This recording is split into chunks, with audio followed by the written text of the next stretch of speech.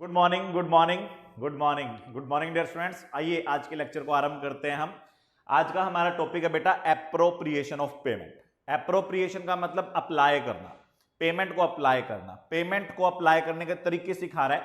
ये आपका CA exams नवंबर 2019 में 6 मार्क्स का क्वेश्चन था। एप्रोप्रिएशन ऑफ पेमेंट कि जो पैसा डेटर ने क्रेडिटर को दिया वो किस डेट को डिस्चार्ज करने में लगाएं। जो पैसा डेटर ने क्रेडिटर को दिया वो किस डेट को डिस्चार्ज करने में लगाएं अगर डेट की संख्या 2 या 2 से ज्यादा है और जो पैसा आया वो सबको कवर नहीं कर पा रहा, वो सफिशिएंट नहीं है to cover all the debts. देखिए, तो एक डेटर ने क्रेडिटर से बहुत सारे कर्जे ले रखे हैं। डेट 1 मान लीजिए 1000 रुपये का है, डेट 2 2000 का है और डेट 3 3000 का है। अगर अब ये बंदा 6000 रुपये पे कर दे, 1 + 2 + 3, फिर तो दिक्कत ही नहीं है, फिर तो रोड़ा ही नहीं ना। 6000 रुपये क्रेडिटर मांगता था, 6 के 6 आपने दे दिए, तो 6000 में से 1000 यहां अप्रोप्रिएट हो जाएंगे, 2000 यहां और 3000 यहां। लेकिन देखिए क्वेश्चन क्या है, नाउ डेटर पे ₹1000, लेकिन डेटर ने ठीक है 1000 रुपए दिए। डेटर जो है वो क्रेडिटर के कर्ज तले दबा है। डेटर ने बहुत सारे कर्जे लिए हुए हैं अलग अलग अमाउंट के, और अब वो एक पार्टिकुलर सम को पे कर रहा है जो कि तीनों अमाउंट को या सभी अमाउंट को कवर करने के लिए सफिशिएंट नहीं है। तो वहां पर इंडियन कॉन्ट्रैक्ट एक्ट बताएगा where to apply the amount paid by debtor. ठीक है, तो डेटर जो है सबसे पहले उसको चॉइस मिलेगी। फर्स्ट प्रायोरिटी हम डेटर को देंगे कि डेटर इंडिकेट कर दे कि ये जो उसने पैसे दिए हैं 1000 रुपए, ये किस डेट को डिस्चार्ज करने के लिए उसने दिए हैं, पार्शली या होली। ठीक है, ये 1000 रुपए उसने दिए हैं, वो इस 1000 में से काट दें, इस 2000 में से काट दें या इस 3000 में से काटें। सबसे पहला राइट डेटर का है, पे करने वाले का राइट है कि वो बताएगा मैंने जो पेमेंट की है वो किस डेट के रिगार्डिंग की है। जो मैंने पेमेंट की है वो किस डेट के रिगार्डिंग की है, ये डेटर का पूरा हक है। वो बता सकता है जी जो मैंने 1000 रुपए दिए हैं इससे मेरे डेट नंबर 3 को ठीक है 3000 - 1000 कर देना, ठीक है, जिससे वो 2000 का रह जाए और फर्स्ट और सेकंड डेट का इससे कोई लेना देना नहीं है। तो अगर डेटर ने स्पेसिफिकली इंडिकेट कर दिया where to appropriate the amount paid, where to apply the amount paid, तो ये वहीं अप्लाई होगा जहां पर डेटर ने कह दिया then the amount paid will be applied in that particular debt only. किस डेट के लिए वो यूज होगा, जिसका नाम डेटर ने ले दिया। ठीक है, तो डेटर ने मान लीजिए पैसे भेजे और पैसे के साथ एक चिट्ठी भी भेज रखी है जिसमें डेटर ने लिखा कि जो पैसे हैं ये डेट नंबर 3 को डिस्चार्ज करने के लिए हैं, पार्शियली, फुली नहीं, पार्शियली, बाकी अमाउंट भी मैं दूंगा, बट अभी ये 3000 में से 1000 घटा के आप 2000 कर दीजिए। तो डेट नंबर 3 में ही यूज कर पाएंगे हम इस पैसे को, क्रेडिटर फिर इसका और कहीं यूज नहीं कर पाएगा। दूसरा केस, डेटर ने बताया नहीं कि कहां अप्लाई करें। अगर डेटर ने नहीं बताया कि जो मैंने 1000 रुपए दिए हैं वो डेट नंबर 1 में यूज करें या डेट नंबर 2 में यूज करें या डेट नंबर 3 में यूज करें, तो फिर ये कहां यूज होगा, जहां क्रेडिटर का मन करे वहां पर क्रेडिटर डिस्क्रिशन इंजॉय करेगा। Creditor will enjoy discretion where to apply, creditor will enjoy discretion where to apply that amount, ठीक है, which is paid by the debtor. अगर डेटर ने पैसा तो दिया बट ये पैसा कहां यूज होगा तीनों डेट्स में से स्पेसिफाई नहीं किया, तो creditor will enjoy discretion and creditor can apply this money and creditor can apply in this money in the payment of even that debt which is time barred। जो time barred हो चुका है उस date के अंदर भी creditor इस पैसे का इस्तेमाल कर सकता है। मान लीजिए 3 डेट थे, ये टाइम बार्ड डेट है और ये दोनों टाइम बार्ड नहीं है। ठीक है, ये वाला टाइम बार्ड है, बाकी दोनों टाइम बार्ड नहीं है, बाकी नॉर्मल है। अभी केस करने का टाइम है इनमें। डेटर ने 1000 रुपए पे किए और डेटर ने ये नहीं बताया कि ये पैसे कहां किस डेट के लिए यूज करने हैं, तो वहां पर क्रेडिटर के पास राइट आ जाएगा, क्योंकि फर्स्ट प्रायोरिटी होती है कि डेटर बता दे कि कहां यूज करने हैं, और अगर डेटर ना बताए तो सेकंड प्रायोरिटी क्रेडिटर का डिस्क्रिशन है कि वो कहीं पर भी अप्लाई कर सकता है। क्रेडिटर ने अपने बुक्स ऑफ अकाउंट में रिकॉर्ड कर दिया कि जो 1000 रुपए आए हैं डेट नंबर 1 के डिस्चार्ज करने में है, और जबकि डेट नंबर 1 टाइम बार्ड हो चुका है, it is a valid appropriation, it is a valid application. ठीक है, तो इंडियन कॉन्ट्रैक्ट एक्ट कहता है कि अगर डेटर ने पैसा दिया बट बताया नहीं कि कौन से डेट के डिस्चार्ज के लिए है, तो वहां पर क्रेडिटर की मर्जी, वो किसी भी डेट के डिस्चार्ज के लिए इस मनी को यूज कर सकता है, even that debt is time barred, debt it does not matter. चलिए, अगर डेटर ने भी कुछ नहीं बताया कि 1000 रुपए कहां इस्तेमाल होंगे, ना तो डेटर ने बताया कहां इस्तेमाल होंगे, ना क्रेडिटर ने अपनी बुक्स में रिकॉर्ड किया कि मैं इस पैसे का इस्तेमाल यहां करता हूं, और उसके बाद दोनों पार्टीज में डिस्प्यूट हो गया, उसके बाद दोनों पार्टीज में डिस्प्यूट हो गया कि इस पैसे को कहां इस्तेमाल करें, कहां इस्तेमाल करें, ठीक है, कोर्ट में मामला पहुंच गया। डेटर ने पैसे देते टाइम कोई कंडीशन नहीं लगाई कि इस पैसे का इस्तेमाल यहां करना है, क्रेडिटर ने भी अपने बुक्स ऑफ अकाउंट में कुछ नहीं लिखा कि ये पैसे कहां मैं अप्लाई करूंगा, तो वहां पर कोर्ट कहेगी ना डेटर की चलेगी ना क्रेडिटर की चलेगी, फर्स्ट इन फर्स्ट आउट होगा, जो डेट पुराना होगा उसको पहले डिस्चार्ज किया जाएगा, चाहे वो टाइम बार्ड ही क्यों ना हो, even if that debt is time barred. तो 1000 रुपए फिर यहीं पे लगेंगे डिस्चार्ज करने में, क्योंकि ये सबसे पुराना डेट है। तो अगर डेटर बता दे यहां लगेगा तो यहां लगेगा, डेटर ने कह दिया डेट 2 में लगाओ तो डेट 2 में लगेगा, डेटर ने कहा डेट 3 में लगाओ तो डेट 3 में लगेगा, डेटर ने जो बोल दिया उसी पर्टिकुलर डेट के डिस्चार्ज में लगेगा। बट अगर डेटर कुछ ना बताए तो क्रेडिटर की मर्जी है, यहां यहां यहां कहीं पर भी लगा सकता है। बट अगर ना डेटर ने कुछ बताया ना क्रेडिटर ने कुछ अप्लाई किया, अपने बुक्स ऑफ अकाउंट में कुछ नहीं लिख रखा, तो उस केस के अंदर अब इसको डिस्चार्ज किया जाएगा in the order of time, जो डेट पुराना है उसकी तरफ ये पेमेंट अप्रोप्रिएट की जाएगी। और मान लीजिए अगर दो डेट सेम डेट के हैं तो प्रोपोर्शनेट अमाउंट दोनों में डाल दिया जाएगा, ठीक है, दोनों के अंदर प्रोपोर्शनेट अमाउंट को ट्रांसफर कर दिया जाएगा। चलिए, तो ये था बेटा एप्रोप्रिएशन ऑफ पेमेंट का रूल। तो मैं इसको एक बार लास्ट टाइम रिपीट कर देता हूं कि अगर डेटर ने पेमेंट करते टाइम स्पेसिफिकली एक्सप्रेसली इंटीमेट कर लिया कि यहां पर ये पैसा लगाना है तो वहीं लगेगा, या फिर सर्कमस्टांसेस इस टाइप की है जिससे कि ऐसा इंडिकेशन आ रहा है कि ये पैसा एक पर्टिकुलर डेट में लगाना है, तो उस पर्टिकुलर डेट में ही वो लगेगा। कुछ नहीं कहा डेटर ने तो क्रेडिटर कहीं पे भी लगा सकता है, even in the time barred debt. और अगर डेटर और क्रेडिटर दोनों ने कुछ नहीं किया तो फिर in the order of time, अगर सेम डेट के हैं तो फिर प्रोपोर्शनेटली बांट दिया जाएगा जो अमाउंट पेड है इन द डेट्स। चलिए, मान लीजिए कि सेम डेट को 1000 रुपए के दो होते और 1000 रुपए की टोटल पेमेंट आई है, तो हम 500 बांट देते। अब मेरा अगला क्वेश्चन, ठीक है, कि अगर मैं आपसे केस स्टडी दूं और उससे पूछूं कि इसका जवाब क्या होगा, तो आप दे पाओगे? हाँ जी सर बिल्कुल, आप पूछिए तो सही। लीजिए आपकी केस स्टडी लीजिए, आप देखिए 3 डेट ओव करता है डेटर को 3 डेट पे करने, डेट 1 2 3। क्रेडिटर ने डेटर को नोटिस भेजा, क्रेडिटर ने डेटर को नोटिस भेजा कि डेट 1 की पेमेंट कर दो, क्रेडिटर ने डेटर को नोटिस भेजा कि डेट 1 की पेमेंट कर दो, और उस नोटिस को मिलने के बाद डेटर ने 1000 रुपए पे कर दिए। क्रेडिटर ने नोटिस भेजा कि डेट 1 की पेमेंट कर दो, और डेटर ने उस नोटिस को रिसीव करने के बाद 1000 रुपए दे दिए, तो कहां अप्लाई होंगे? जहां पर क्रेडिटर ने कहा और डेटर ने जहां पे लगा दिए। तो वहां पर इंप्लाइड है कि अगर मान लीजिए कि क्रेडिटर ने कहा कि आपकी तरफ 567 रुपए 564 रुपए कुछ ऐसा बकाया है, और डेटर ने उतना ही अमाउंट पे कर दिया, तो उस पार्टिकुलर डेट के लिए है जो क्रेडिटर ने रिक्वेस्ट किया था कि इसको डिस्चार्ज कर दीजिए, ठीक है। सेकंड क्वेश्चन क्या हो सकता है? मान लीजिए किसी डेट की ड्यू डेट आ गई और सेम डेट को कोई पेमेंट आई है, किसी डेट की ड्यू डेट आ गई, वैसे तो क्रेडिटर डेटर से बहुत सारे डेट मांगता है, लेकिन किसी डेट की ड्यू डेट आ गई और सेम डेट को डेटर कोई पेमेंट कर रहा है, तो इट इज इंप्लाइड कि वो जो डेट ड्यू था उसकी पेमेंट कर रहा है, ठीक है। इतना काम करना है आपको एप्रोप्रिएशन ऑफ पेमेंट के रिगार्डिंग। बहुत आसान टॉपिक है। फर्स्ट प्रायोरिटी दीजिए डेटर जो कहे, सेकंड प्रायोरिटी दीजिए क्रेडिटर की डिस्क्रिशन को, और थर्ड प्रायोरिटी दीजिए बेटा एप्रोप्रिएशन के लिए ऑर्डर ऑफ टाइम। तो एप्रोप्रिएट कीजिए जैसा डेटर कहे, डेटर कुछ ना कहे तो जैसा क्रेडिटर ने अपनी बुक्स ऑफ अकाउंट में रिकॉर्ड किया, और दोनों ने कुछ नहीं किया तो in the order of time. चलिए बेटा,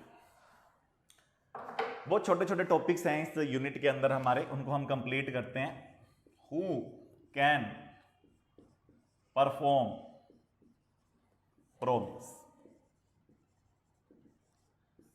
जो वादा किया वो निभाना पड़ता है, जो वादा किया वो निभाना पड़ता है। क्वेश्चन ये राइज होता है कि who can perform the promise made by प्रोमीजर।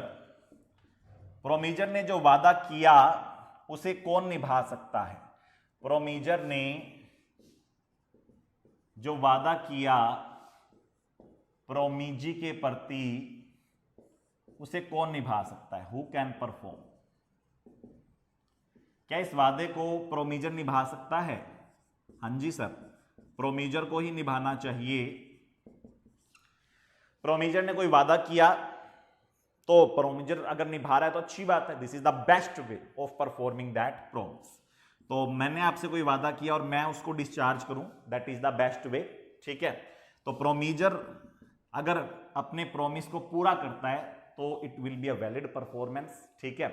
तो who can perform the promise made by the promisor to promisee, तो सबसे बढ़िया तो प्रोमीजर ही करे, ठीक है। अब बड़ा क्वेश्चन अराइज होता है कि क्या एजेंट ऑफ प्रोमीजर या legal representative, legal heirs, nominee of the promisor या थर्ड पार्टी परफॉर्म कर सकते हैं प्रोमीजर के बिहाफ पे किसी कॉन्ट्रैक्ट को, ठीक है। बड़ा क्वेश्चन, क्या प्रोमीजर के बिहाफ पे उसका एजेंट, प्रोमीजर के बिहाफ पे उसका लीगल हायर या प्रोमीजर के बिहाफ पे कोई थर्ड पार्टी कॉन्ट्रैक्ट को परफॉर्म कर सकते हैं? तो देखिए बेटा, अगर है पर्सनल टच का, पर्सनल नेचर का, पर्सनल स्किल्स का, तो वो तो ओनली एंड ओनली, ठीक है, प्रोमीजर कैन परफॉर्म। अगर वो पर्सनल टच का नहीं है, पर्सनल स्किल्स का नहीं है, मैं करूं तभी कुछ होगा, ऐसा कुछ नहीं है, कोई भी कर दे तो कोई फर्क नहीं पड़ता, तो फिर उसको एजेंट भी कर सकता है, लीगल हायर भी कर सकते हैं, और थर्ड पार्टी ने परफॉर्म किया, प्रोमीजी ने कोई ऑब्जेक्शन नहीं उठाया, तो थर्ड पार्टी भी कर सकती है, provided that contract is not involving personal skills और इज ऑफ पर्सनल नेचर, ठीक है। वो कॉन्ट्रैक्ट पर्सनल स्किल्स का या पर्सनल नेचर का नहीं होना चाहिए। उसके बाद आपका एजेंट भी पूरा कर सकता है, लीगल हायर भी और थर्ड पार्टी भी। मान लीजिए आप मेरे से पैसे मांगते हो 10 लाख रुपए, मैं दे दूं तो भी ठीक है, मेरा एजेंट दे दे तो भी ठीक है, मेरी डेथ के बाद मेरा बेटा दे देगा तो भी ठीक है, और मेरे भी हाफ पे मिस्टर सी दे देगा आपको तो भी ठीक है, कोई दिक्कत नहीं। लेकिन मैंने आपसे शादी करने का एग्रीमेंट किया, मैंने आपसे शादी करने का एग्रीमेंट किया, तो फिर मैं ही कर सकता हूं ना, मेरा लीगल हायर थोड़ी कर लेगा आपके साथ शादी। एक्स ने वाई के साथ मैरिज एग्रीमेंट किया, एक्स ने वाई के साथ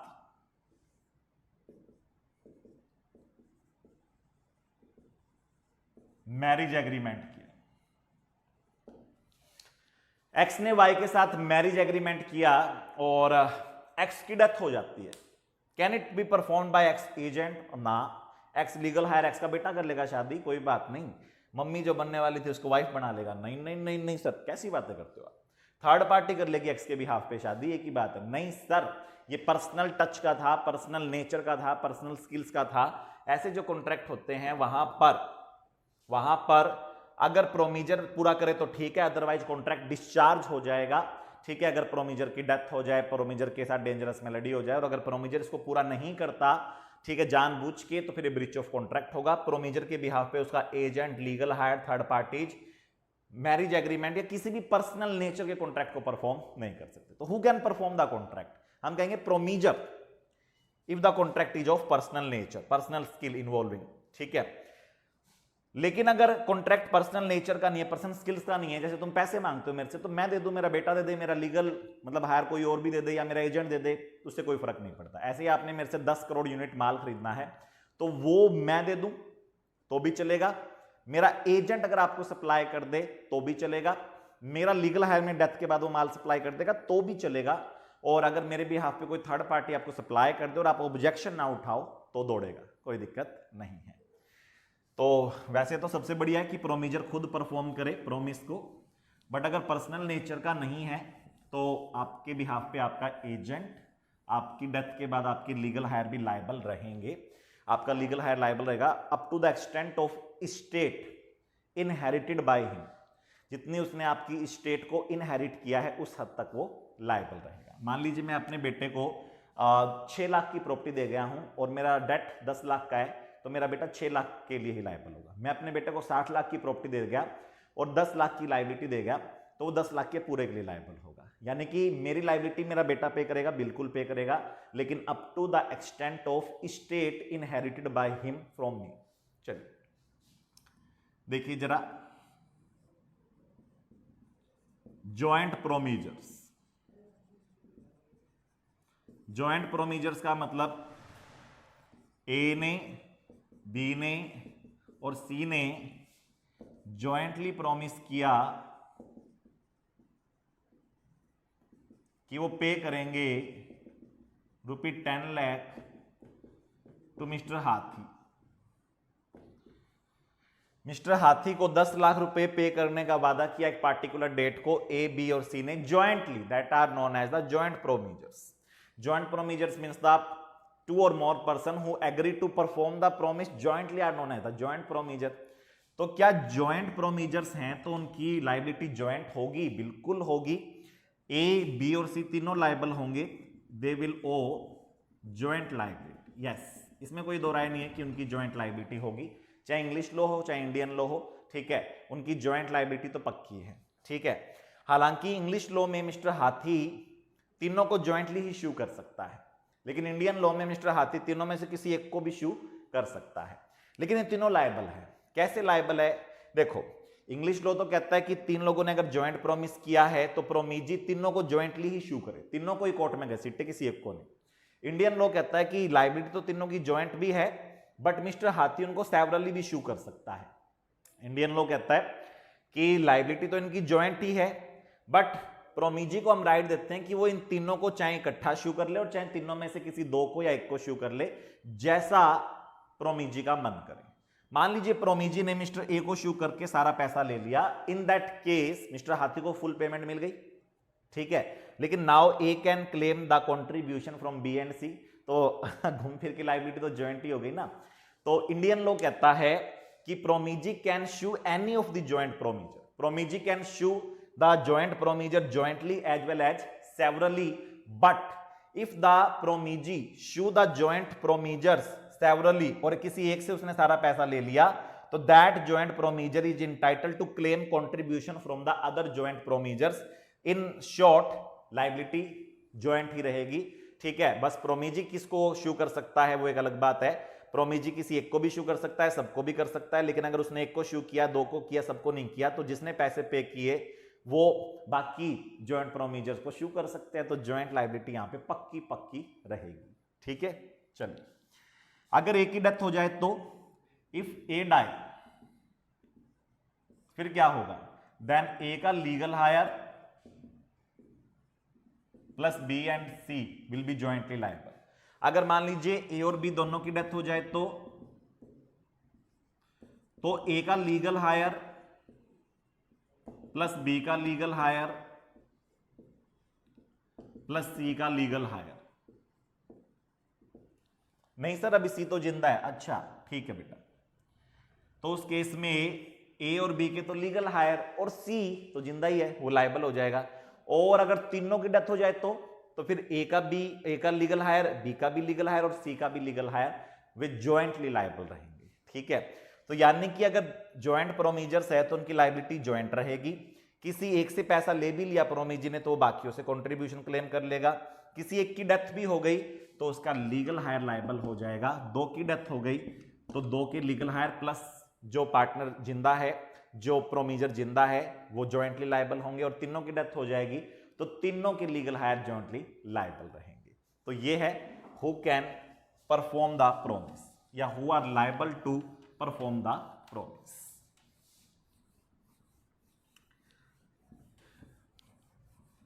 चलिए बेटा, उसके बाद who can demand performance of promise. Who can demand performance of promise, कौन डिमांड कर सकता है कि अपना वादा पूरा करो? तो प्रोमीजी बिल्कुल डिमांड कर सकता है कि ओए प्रोमीजर अपना वादा पूरा कर, ठीक है। तो हु कैन डिमांड कि परफॉर्म करो अपना प्रॉमिस? प्रोमीजी।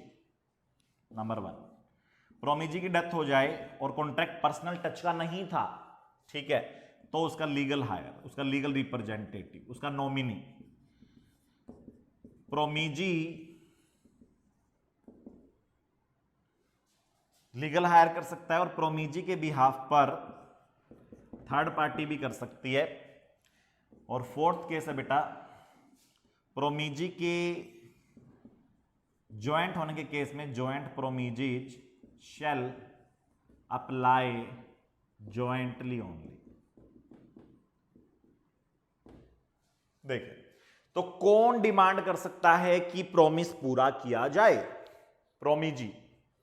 प्रोमीजी की डेथ के बाद उसके लीगल हायर, बिल्कुल अगर पैसों का मामला है, ठीक है, पैसों का मामला है तो आप बिल्कुल जो प्रोमीजी के लीगल हायर है वो प्रोमीजर को शू कर सकते हैं, ठीक है। गुड्स का मामला है, सर्विस का मामला है जिसमें पर्सनल टच नहीं है तो बिल्कुल प्रोमीजी के लीगल हायर शू कर सकते हैं। लेकिन अगर पर्सनल टच का था, जैसे कि एक्स और वाई के बीच में मैरिज एग्रीमेंट था और वाई की डेथ हो जाती है, वाई इज नो मोर, तो वाई का लीगल हायर एक्स को ये नहीं कह सकता मेरे से शादी कर, ठीक है। दूसरी बात, ना यहां पर कोई मुआवजा मिलेगा वाई के लीगल हायर को, क्योंकि पर्सनल टच के केसेज में प्रोमीजर ही पूरा कर सकता है और प्रोमीजी ही डिमांड कर सकता है। पर्सनल टच के केस में ना तो प्रोमीजर के बिहाफ पे कोई और पूरा कर सकता है और ना प्रोमीजी के बिहाफ पे कोई और क्लेम कर सकता है और कोई डिमांड कर सकता है, ठीक है। चलिए, तो यहां पर जैसे ही एक्स या वाई में से किसी एक की भी डेथ होगी तो कॉन्ट्रैक्ट डिस्चार्ज हो जाएगा due to supervening impossibility due to operation of law, ठीक है सर। तो अगर पर्सनल टच का है तो प्रोमीजी लोन कैन डिमांड, बाकी केस में प्रोमीजी का लीगल हायर भी पैसे ही मांगने हैं मैं मांग लेता हूं, ठीक है।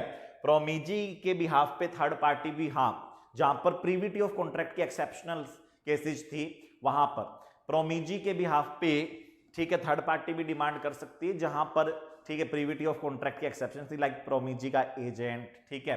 जैसे कि ट्रस्ट के केस में बेनिफिशियरी टू कॉन्ट्रैक्ट डिमांड कर सकते थे, बेनिफिशियरी डिमांड कर सकते थे ट्रस्ट के केस में, असाइनी डिमांड कर सकता है असाइनमेंट के केस में, तो थर्ड पार्टी भी कर सकती है। जैसे असाइनमेंट वाला केस समझाता हूं मैं, डेटर क्रेडिटर को अमाउंट पे करने के लिए लायबल है, ठीक है। क्रेडिटर ने क्या किया, अपना राइट असाइन कर दिया मिस्टर असाइनी को, तो ये एक वैलिड असाइनमेंट है, असाइनमेंट डीड के थ्रू हुई है, स्टाम्प्ड असाइनमेंट डीड है, तो now assignee can claim demand, ठीक है, assignee can claim the amount, can make the demand to the debtor. तो डेटर क्रेडिटर के बीच में एग्रीमेंट हुआ, क्रेडिटर के पास राइट था डेटर को इश्यू करने का, क्रेडिटर ने असाइनी को ये राइट असाइन कर दिया, तो उस केस में असाइनी थर्ड पार्टी होने के बावजूद डेटर से डिमांड कर सकता है पैसे दे भाई, ठीक है। बैंक ने, ठीक है, जो रिकवरी एजेंट है लीगल फर्म से उनको दे दिया, तो लीगल फर्म बिल्कुल डेटर को, कस्टमर को कह सकती है भी पैसा दे, वो कहेगा मैंने तो बैंक से पैसे लिए थे, बोले बैंक ने ये राइट हमें दे दिया है, तो ये हमने अच्छे से किया हुआ है, इसलिए ज्यादा डिटेल में नहीं जाऊंगा मैं। तो प्रीविटी ऑफ कॉन्ट्रैक्ट अगर अप्लाई होता है तो सिर्फ प्रोमीजी डिमांड कर सकता है या उसका लीगल हायर, वो भी पर्सनल टच ना हो तो। लेकिन अगर प्रीविटी ऑफ कॉन्ट्रैक्ट अप्लाई नहीं होता, एक्सेप्शनल केस है, तो third party even stranger can even demand the performance of promise from promisor. Joint promisees, A ने वादा किया था कि he will pay the amount to X Y and Z, तो अब कौन अप्लाई कर सकता है ए के पास कि पैसा दे दो, तो तीनों को जॉइंट एप्लीकेशन लगानी होगी, ठीक है। अप्लाई जॉइंटली, एक्स की डेथ हो जाए तो एक्स का लीगल हायर प्लस वाई और जेड को जॉइंटली अप्लाई करना होगा, वाई की डेथ हो जाए तो वाई का लीगल हायर, एक्स का लीगल हायर, ठीक है, वाई और एक्स दोनों की डेथ हो गई तो एक्स और वाई का legal heir plus Z apply करेगा, और तीनों की डेथ हो गई तो तीनों के लीगल हायर्स को जॉइंटली अप्लाई करना होगा। ये मिसलेनियस टॉपिक है, इसको फटाफट नोट डाउन कर लीजिएगा और जितना कराया है उसको बस समझ लीजिए, क्रैम करने की जरूरत नहीं है, जितना कराया उतना काफी है। आइए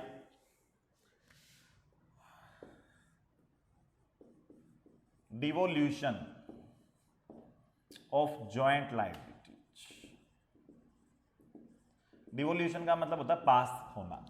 अगर किसी जॉइंट प्रोमीजर की डेथ हो जाती है, ठीक है, तो लायबिलिटी खत्म नहीं होती, liability of the promisor pass on to his legal heir up to the extent of state inherited by him. Devolution का मतलब पास करना मतलब ट्रांसफर करना, ठीक है। खत्म नहीं होना, ट्रांसफर हो जाना। टॉपिक है कि प्रोमीजर की लायबिलिटी खत्म नहीं होती बल्कि उसके लीगल हायर के पास चली जाती है, लेकिन जाएगी किस हद तक, जिस हद तक लीगल हायर को स्टेट मिली है प्रोमीजर की। तो प्रोमीजर की डेथ के बाद भी कॉन्ट्रैक्ट डिस्चार्ज नहीं होगा, except the contract of personal nature, contract discharge नहीं होगा। पैसे का मामला है, गुड्स का मामला, देने पड़ेंगे लीगल हायर्स को, ठीक है। लीगल हायर अभी भी लायबल रहेगा, लेकिन वो लायबल उसी ही हद तक होगा जिस हद तक उसने अपने पिताजी की प्रॉपर्टी को इनहेरिट किया है।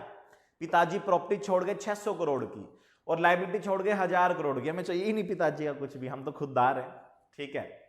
लीगल हायर जो है वो 600 करोड़ की प्रॉपर्टी इंजॉय कर रहा है, बट 1000 करोड़ की लायबिलिटी देके गए हैं पिताजी, तो वो 600 करोड़ तक को ही पे करने के लिए लायबल है। चलिए आइए जरा देखते हैं प्रैक्टिकल क्वेश्चंस कैसे आते हैं। सेक्शन 42, 43 एंड 44 का लीगल इफेक्ट देखते हैं, जरा ध्यान से देखिए मेरे साथ। Joint promisors are jointly liable to perform the promise.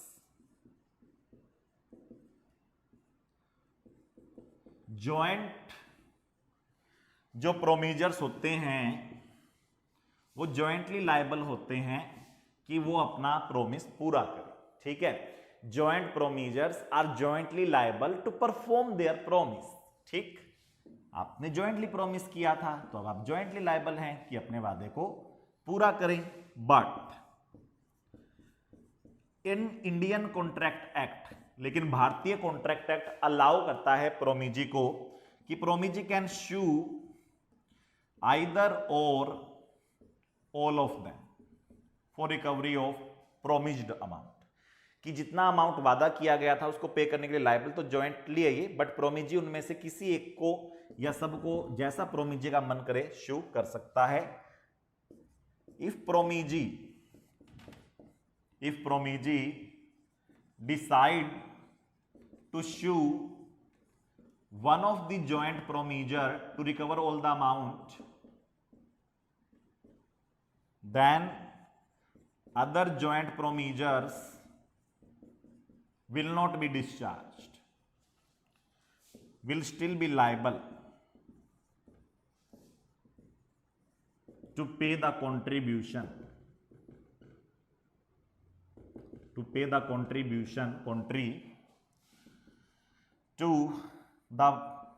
promiser, to the joint promiser who has paid entire amount। प्रोमीजी शू कर सकता है, प्रोमीजी शू कर सकता है किसी भी जॉइंट प्रोमीजर को, लेकिन अगर प्रोमीजी ने एक जॉइंट प्रोमीजर को शू किया बाकियों को शू नहीं किया तो उससे बाकी जॉइंट प्रोमीजर मुक्त नहीं हुए। वो जॉइंट प्रोमीजर अभी भी लायबल है कि वो कंट्रीब्यूशन पे करे। That joint promisors are still liable to pay contribution to that joint promisor who has paid the entire amount. Sir practical example दीजिए, बिल्कुल वहीं से ज्यादा समझ में आएगा। याद रखिएगा प्रोमीजी किसी को भी शू कर सकता है, बट अगर एक जॉइंट प्रोमीजर ने सारा अमाउंट पे किया तो बाकियों से अमाउंट क्लेम कर सकता है। एबीसी जॉइंटली लायबल थे, जॉइंट प्रॉमिस किया हुआ था इन्होंने कि ये 60,000 रुपए पे करेंगे मिस्टर जैबरा को। मिस्टर जैबरा जो है वो प्रोमीजी है और एबीसी जॉइंट प्रोमीजर है। मान लीजिए मिस्टर जैबरा ने तीनों को शू करके 60,000 रुपए ले लिए, फिर कोई दिक्कत ही नहीं। जैबरा ने दूसरा केस मिस्टर ए को शू करके सारे 60 के 60 ले लिए, तो बी और सी फ्री नहीं हुए। बी और सी लायबल होंगे कि वो मिस्टर ए को पे करे कितना, 20-20 ईच। ए ने अगर 60 के 60 अकेले पे किए जैबरा को, तो now B and C are liable to pay their agreed contribution to mister A. अगर कोई एग्रीड कॉन्ट्रीब्यूशन नहीं था तो इक्वल इक्वल पे करेंगे। जैसे पार्टनरशिप हमें होता था, अगर कोई रेशियो डिसाइडेड है तो ठीक है, वरना इक्वल इक्वल लायबिलिटी डिवॉल्व हो जाएगी। चलिए देखते हैं आगे हम। उसके बाद आते हैं हम, मान लीजिए ए ने 60,000 पे किए और बी ने 10,000 पे किए। ए ने सारा का सारा अमाउंट मिस्टर जैबरा को पे कर दिया। जब ए ने कंट्रीब्यूशन मांगा बी और सी से कि तुम भी तो जॉइंट प्रोमीजर हो, पैसे दो, तो बी इंसॉल्वेंट डिक्लेयर हो गया और बी की प्रॉपर्टी से उसे सिर्फ 10,000 रुपए मिले। बड़ा क्वेश्चन अराइज होता है कि क्या यहां पर जैबरा के कोई असर पड़ेगा? नहीं, उसको तो 60 पूरे मिलेंगे। अगर इन तीनों में से कोई एक भी इंसॉल्वेंट हो जाए तो मिस्टर जैबरा के कोई फर्क नहीं पड़ता। ये इंसॉल्वेंट हो जाए तो इन दोनों से ले लेगा, ये इंसॉल्वेंट हो जाएगा इन दोनों से ले लेगा, ये दोनों इंसॉल्वेंट हो गए तो इससे ले लेगा। ठीक है, जब तक तीनों इंसॉल्वेंट ना हो तब तक मिस्टर जैबरा के असर नहीं है। ठीक है, वो किसी एक को भी इशू कर सकता है। तो मान लीजिए उसने ए से सारा अमाउंट ले लिया। ए ने जब कंट्रीब्यूशन मांगा बी और सी से तो सी ने अपने 20 दे दिए। ठीक है, और बी ने 10 ही दिए, बोले जी मैं तो इंसॉल्वेंट हो गया। अब बी से 10 आए और सी से 20 आए तो इसके पास 10 एक आए बी से और 20 एक आए सी से। 30,000 इसके लगे, 10 इसके लगे, 20 इसके लगे। क्या ये सही आंसर है? तो आपको जवाब देना है नहीं। ठीक है, देखो बी तो इंसॉल्वेंट हो गया, उसका हम कुछ कर नहीं सकते, लेकिन जो बी के लॉस लगा है क्या वो अकेला ए भुगते या ए और सी दोनों भुगते? तो सर ए और सी दोनों भुगते, तो ये 5,000 रुपए और दे, सी ए को 5,000 रुपए और दे, और सी जब ए को 5,000 रुपए और देगा तो अब ये बन गई व्यवस्था, ए के लगे 25, सी के लगे 25 और बी के लगे 10। This will be the correct answer. इसको और आसानी से कैसे कर सकते हैं? ए ने पूरे 60 पे कर दिए। ठीक है, जैबरा ने उससे ले लिए 60। ए बी और सी में बंटवारा करते हैं हम। सबसे पहले जो इंसॉल्वेंट है उसको दे दो 10,000। इंसॉल्वेंट जो पर्सन है उससे हमने 10,000 रुपए ले लिए। ठीक है, बाकी 60 लगने चाहिए थे। ठीक है, टोटल उसमें से 10 बी ने दे दिए तो 50 बच गए। 50 पे दोनों आधा आधा बांट ले, 25-25। ये शॉर्टकट है। ठीक है, अगर आपको लॉन्ग फॉर्म में करना है तो देखिए जरा कि ए ने दिए 60, बी ने दिए 10 और सी ने दिए 20। तो ए ने दिए 60, 30 उसके पास वापस आ गए तो ए के लगे नेट 30। लेकिन बी के 10 लगने में तो कोई दुख नहीं है क्योंकि इंसॉल्वेंट हो गया वो। ये 30 और ये 20 क्यों? ये दोनों बराबर बराबर करे तो बराबर बराबर करने के लिए 5 और दे और इसके 5 कट जाए, यानी बी का जो लॉस है वो कुछ ये भुगते और कुछ ये भुगते, तो 25, 25 और 10। ठीक है, इसको आप सिंपली कैसे कर सकते हो? 60,000 रुपए देने थे, बी देगा सिर्फ 10,000 रुपए, तो बच गए 50, उसको इक्वल इक्वल बांट लो, क्योंकि कोई रेशियो गिवन नहीं है तो इक्वल इक्वल बट जाएगा जो भी लॉस होगा। चलिए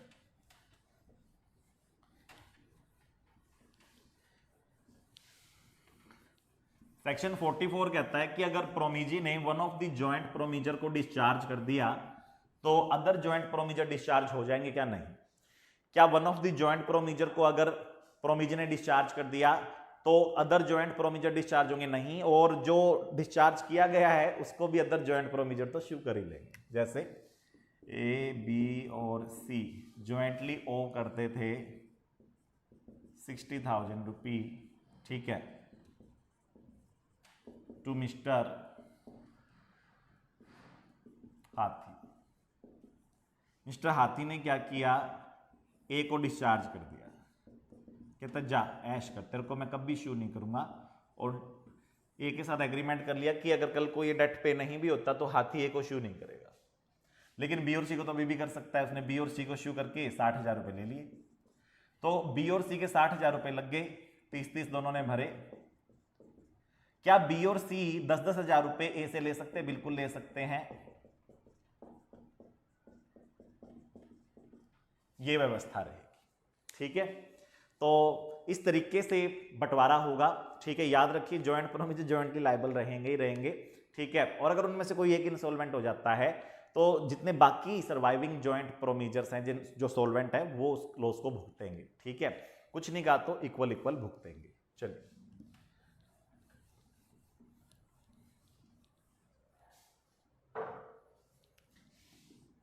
ए बी सी ज्वाइंटली ओ करते हैं मिस्टर जेड को ₹60,000 और इन्होंने आपस में रेशियो फिक्स कर रखा है 1, 2, 3।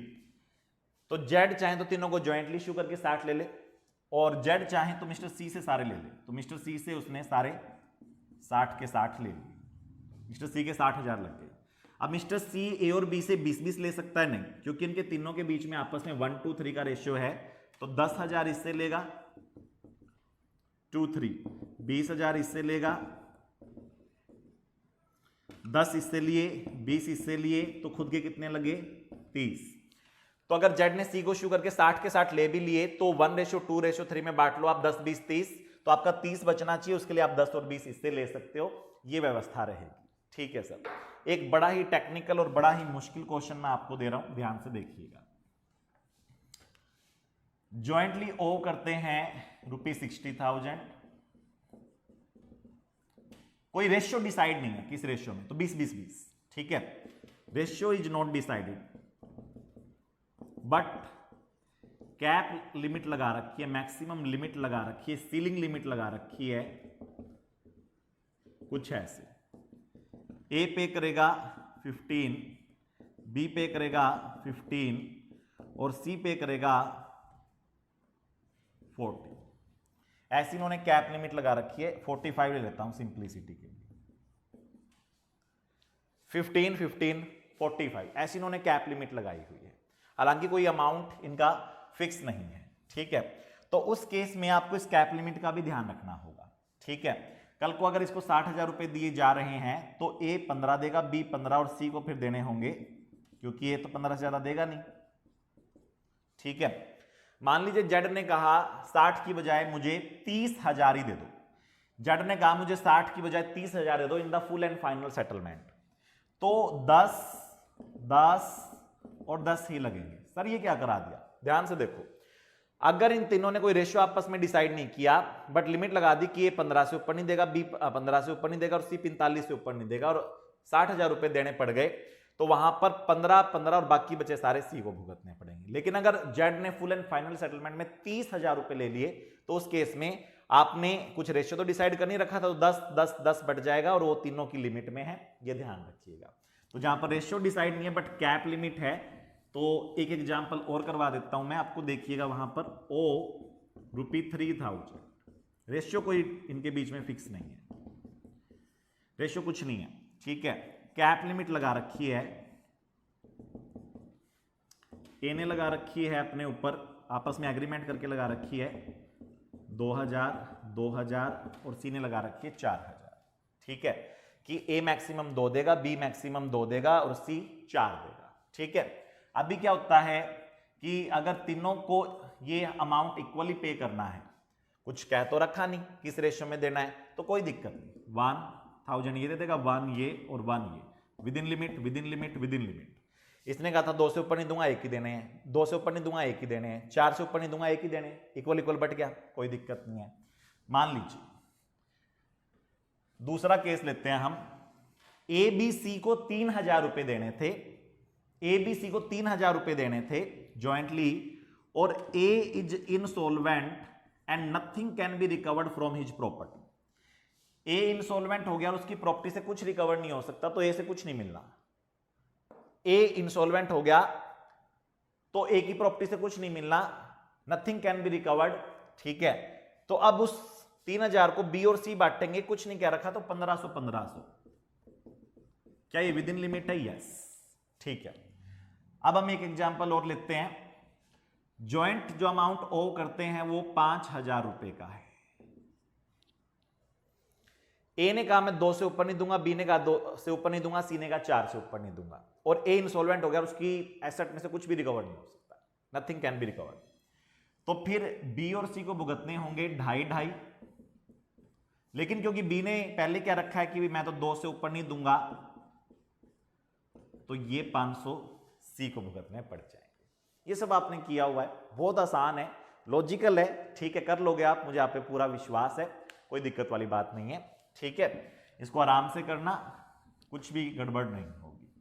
ये कैप लिमिट वाला क्वेश्चन भी आपको आना चाहिए बेटा, एग्जाम में आपसे पूछ सकते हैं। चलिए उसके बाद हम डिस्कस करते हैं बेटा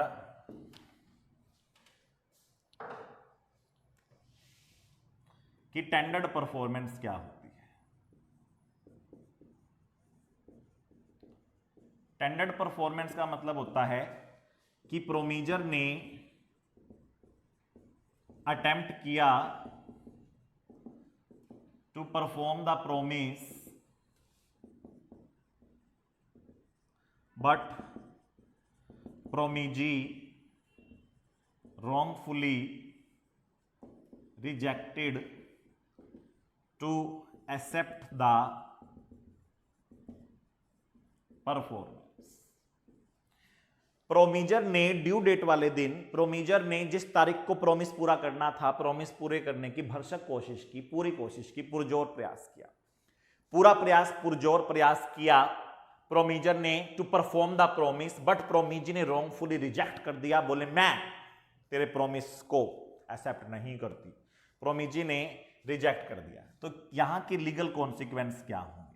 what would be the legal consequence if promisor tried very well, promisor ने बिल्कुल वैलिड टेंडर किया, ऑफर किया परफॉर्मेंस देने का, बट प्रोमीजी ने रॉन्गफुली रिजेक्ट किया, तो promisor is discharged, promisor is discharged from his liabilities toward Promiji, but Promiji is liable for the losses etc suffered to Mr. Promijor।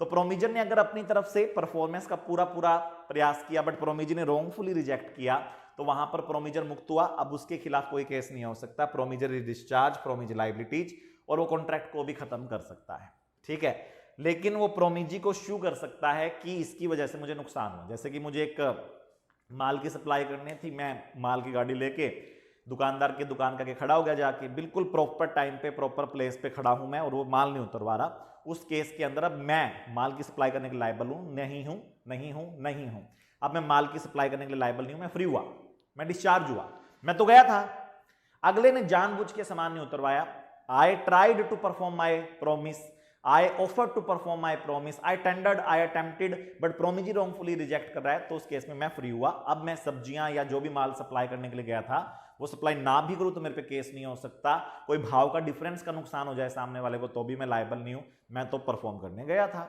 हाँ, मैं उसको जरूर शू कर सकता हूं कि तेरी वजह से मेरा भाड़ा लगाने जाने का उसका मुझे मुआवजा चाहिए, तेरी वजह से वो सब्जियां सड़ गई, तूने ली नहीं तो उसका मुझे मुआवजा चाहिए, तो प्रोमीजर डिस्चार्ज हो जाएगा, बट प्रोमीजी अभी भी लायबल रहेगा।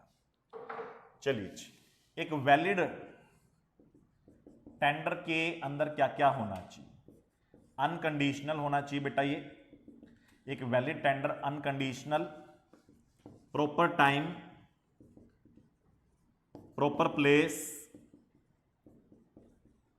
To the proper person, whole of the contract, legal tender, opportunity of reasonable inspection, ठीक है, ये सब इसमें होने चाहिए। अगर आपने कहा कि भी मैंने तो परफॉर्म करने की कोशिश की थी, प्रोमीजी ने जानबूझ के रिफ्यूज किया है, तो पहले आपका जो टेंडर है वो सही होना चाहिए। कब आपका टेंडर सही होगा? जब आपने परफॉर्मेंस की पेशकश की अनकंडीशनली, आपने कोई नई शर्त लगा के फिर परफॉर्मेंस की पेशकश की, तो वो गलत है। जैसे एक्स और वाई के बीच में मैरिज एग्रीमेंट हुआ था, एक्स ने शादी वाले दिन एक्स ने वाई से कहा मैं तेरे से शादी तो करूंगा, बट अगर तेरे पापा मुझे 20 करोड़ रुपए दे तो ये गलत है, ये वैलिड टेंडर नहीं है, वहां पर एक्स लायबल हो जाएगा। अगर एक्स चाहता है कि वो वैलिड टेंडर करे, एक्स चाहता है कि वो वैलिडली ऑफर दे परफॉर्मेंस का, तो वो अनकंडीशनल ऑफर दे, वो नई शर्तें जो नहीं लगाए उससे गड़बड़ हो जाएगी। प्रॉपर टाइम पे दे, प्रॉपर टाइम का मतलब कुछ नहीं कहा तो रीजनेबल टाइम, और अगर टाइम डिसाइडेड था तो अपॉइंटेड टाइम पे परफॉर्म करना चाहिए। अगर time was decided, time was essence, तो प्रॉपर टाइम पे परफॉर्म करना चाहिए, और अगर टाइम वाज नॉट डिसाइडेड तो फिर उस केस में भी रीजनेबल टाइम में उसको परफॉर्म करना चाहिए। बिजनेस आवर्स में परफॉर्म करना चाहिए नॉर्मली, ठीक है, सुबह सन उगने के बाद और शाम को सन ढलने से पहले नॉर्मली आपको माल की सप्लाई करनी चाहिए। प्रॉपर प्लेस, डिसाइडेड प्लेस था तो वहां पे माल की सप्लाई करें, नहीं था तो जो बायर का शॉप है वहां पे सप्लाई करे, और बायर अगर शॉप ही नहीं रखता, पर्सनल नेचर का कॉन्ट्रैक्ट है, अमेजोन है और किसी ने पिज्जा मंगवाया है, किसी अमेजोन है, कोई और चीज मंगवाई है, डोमिनोज का पिज्जा मंगवाया, तो वहां पर आप रेजिडेंस पे सप्लाई करें, प्रॉपर प्लेस पे सप्लाई करें। अगर प्रॉपर प्लेस डिसाइडेड है तो वहीं, नहीं है तो फिर जो बायर का रेजिडेंस या ऑफिस है वहां पे सप्लाई करे, एज द केस में बी।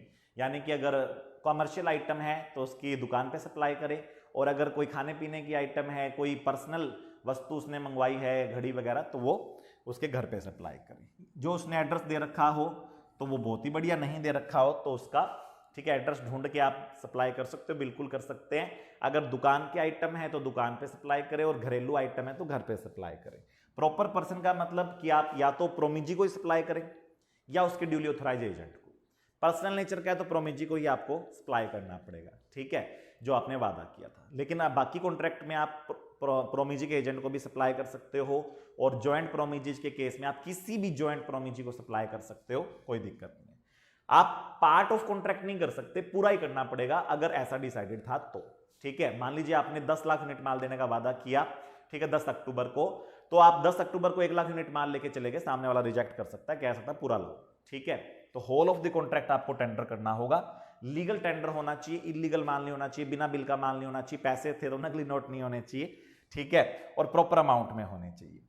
और सामने वाले को आपको सामान को देखने की अपॉर्चुनिटी देनी होगी। भी मान लीजिए आप सामान लेके दुकानदार के दुकान के आगे खड़े हो, दुकानदार कह रहा है मैं तो एक बार देखूंगा कि सामान क्या है, तो बिल्कुल सामने वाला देख सकता है। ऐसे ही अगर अमेजोन से आपके पास कोई आइटम आता है तो आप उसको बिल्कुल चेक कर सकते हो, सामने वाला नाच नहीं सकता कि भी मैं इसको खोलने नहीं दूंगा, जा ले जा, ना खोलने दे तो, ठीक है। तो आप बिल्कुल सामान की रीजनेबल चेकिंग कर सकते हो, ये आपका राइट है प्रोमिजी का। तो प्रोमीजर कब फ्री होगा? जब वो वैलिड टेंडर करे और प्रोमिजी फिर रॉन्गफुली रिजेक्ट करे। अब वैलिड टेंडर का मतलब अनकंडीशनल परफॉर्मेंस का वादा पूरा करे, प्रॉपर टाइम पे वादा पूरा करे, प्रॉपर प्लेस पे वादा पूरा करने की कोशिश करे, प्रॉपर पर्सन के प्रति करे, होल ऑफ द कॉन्ट्रैक्ट को करे। जब होल ऑफ कॉन्ट्रैक्ट की बात हुई थी तो लीगल टेंडर में करे, ठीक है। नकली नोट नकली माल नहीं होना चाहिए, असली नोट असली माल होना चाहिए, और अपॉर्चुनिटी ऑफ बिंग इंस्पेक्शन दे। तो हम कहेंगे कि प्रोमीजर ने तो बिल्कुल सही किया, ऑफर टू परफॉर्म बिल्कुल वैलिड दिया है। अब प्रोमिजी मना कर रही है तो प्रोमिजी लायबल होगी और प्रोमीजर फ्री हो जाएगा। इतना काम आपको करना है, खूब मन लगा के पढ़िए। इसका हम एक लास्ट लेक्चर लगाएंगे, फिर ये यूनिट हमारी कंप्लीट हो जाएगी। Thank you, good bye, take care.